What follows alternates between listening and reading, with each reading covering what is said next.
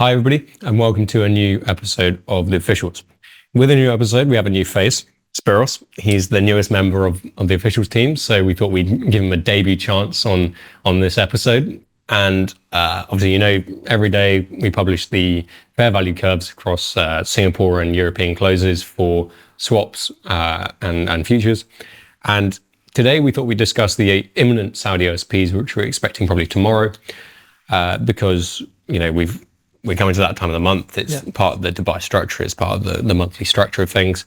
So, Spyros, could you just take us through what really has changed in terms of the Dubai physical structure and what you think that means for the upcoming OSPs? Yes, of course. So month on month in June's trading, we saw the average price of the Dubai physical premium rising about 60 cents. Mm-hmm. This was due to the boosted geopolitical concerns due to the Israel-Iran conflict we saw earlier in the month.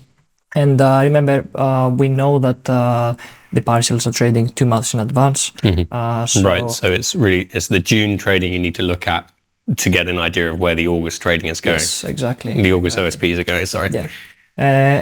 But however, we expect Saudis to apply a discretionary adjustment to the OSPs. So the increase could possibly be more or less than the structure implies. Right. Yeah, because you have this kind of, the ballpark figure is more or less determined by the Dubai structure for the OSP to Asia. However, of course, the Saudis do have, like you say, this discretionary element to it where they can adjust it according to what they see, how they see fit.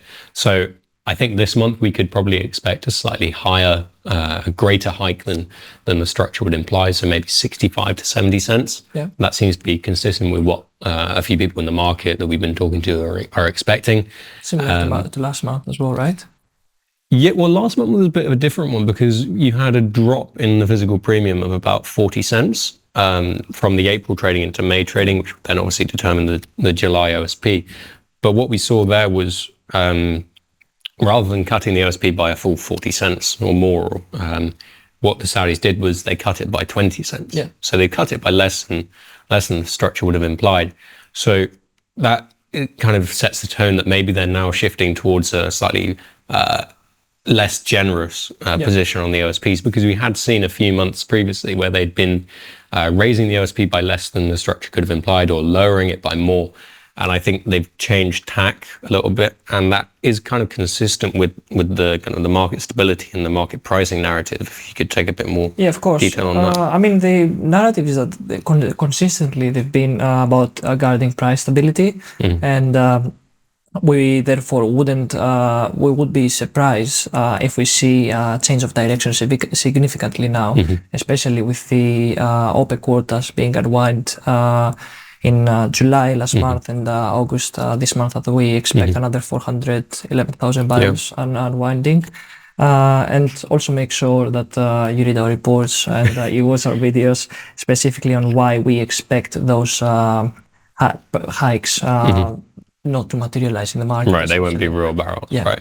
But yeah, as you say, so an increase of the OSP by less than the structure would imply could suggest that they're moving towards more of a market share kind of idea, and that could worry the market. So it would not necessarily align with this rhetoric we're getting out of the Saudis, which, as you say, has been all about stability, guarding market, guarding the price, keeping everything very stable. Yes. Even though OPEC is on the name, at least nameplate in the quota numbers, is increasing production. As you say, the reality isn't quite as simple as that, because you got the likes of, Iraq, Kazakhstan. And also it's during the summer burn, so we expect more of the quotas to be consumed domestically than they're being absorbed in the market internationally. Yeah. Yeah, so summer burn, you've got the peak air conditioning season in the Middle East, so you got the Saudis burning crude directly, and you got the peak demand season for travel as well. So there is more domestic demand for these OPEC members and for Saudi particularly. So we are just over halfway through that unwind of the final 2.2 million barrel per day OPEC 8 voluntary cut. Yeah. So changing tack at this point would look a little bit odd. Like, it would give the market a signal as to like what they're going to do next. It would destabilize this kind of consistency narrative they've been driving home for the last few months. So I think for that reason, we're we're expecting kind of more of the same from the Saudis and from OPEC as a whole. And we did see the Saudi exports increase in June. Yeah. However, they provided an explanation for that, which was due to the geopolitical tension and the Israel-Iran war. The concerns around shipping through the Strait of Hormuz meant that the Saudis wanted to move their inventories from domestic Saudi inventories, which are obviously in the Arab Gulf, inside the Strait of Hormuz, to inventories outside, which would facilitate exports and less Although risk. we had been quite vocal about the strait not closing. I mean, it was an additional premium that they had to take into consideration, right? Yeah, so it was just, I think, a just in case kind of move. But